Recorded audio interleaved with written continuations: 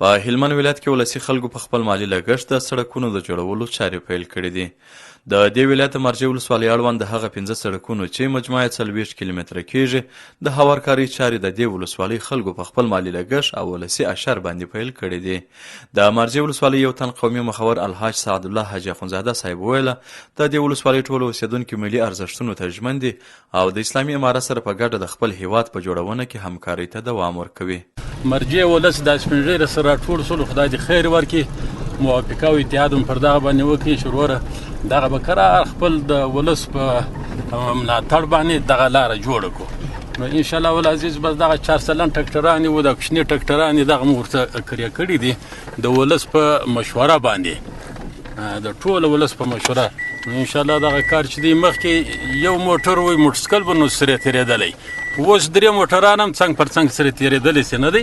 تاسو دغه سړک عرض وینئ. په ورته وخت بیا د دې لارې لاروی مولوي علي احمد جلالي خوښ دی چې د ولس له لوري دا ډول اقدام ترسره کیږي.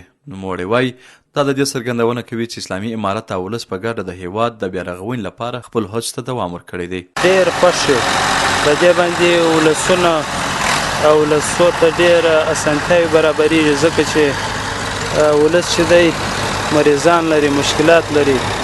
نو دغه سړک په جوړېدو سره فلحاله زه ډېر خوشحاله یم او ولس خوشحاله دی. او تاسو وینئ مشاهده چې دا ولس مجاهدین یو په بله دونه سره خوږېږي، یعنې دغه ولس چې دی دا د مجاهدینو کار هم د ځان بولي. بل پلو بیا ځایي اوسیدونکی حاجي در محمد وایي د دې سړکونو له امله ولس له یو شمېر ستونزو سره مخ سوی و چې په جوړېدو سره به یې دغه ستونزې له منځه ولاړې سي. خو نوموړی د اسلامي امارت څخه غوښتنه کوي چې په دې ډول کارونو کې له دوی سره همکاري وکړي.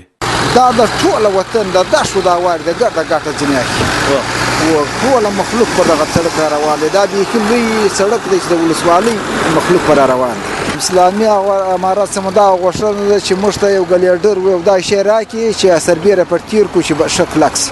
د یادونې وړ ده چې د هلمند ترڅنګ د هیواد په بېلابېلو ولایتونو کې د اسلامي امارت ترڅنګ ولسي وګړو د سړکونو بیارغونې ته هم ځانګړې پاملرنه کړې ده.